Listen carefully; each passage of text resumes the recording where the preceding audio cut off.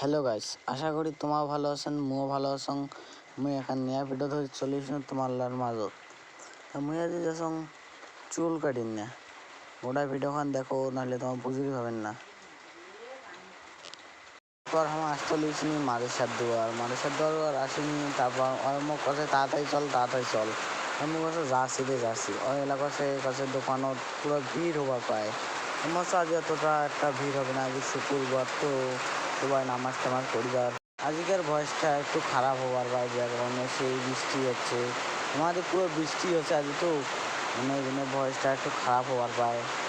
Cow কোনো মনে কিছু নেন না। এবার আমার কোথাও করতে প্রায় 40 মিনিট অর্ধেক কথা। তা আমার 40 মিনিট আমার কাছে আসতে চালারে সাইকেল আসতে চালায় তো ভাব আমি সাইকেল চালাই না, নাহলে ভাব বেড়ে যাবে। তারপর আমার ভোটপাড়া বাজার প্রায় চলে এসেছি। এক চুল কাটিতে না বসে পড়ছি। আমার কাছে মুরগা কাটিং দিলে সেই ভাল দেখা যাবে।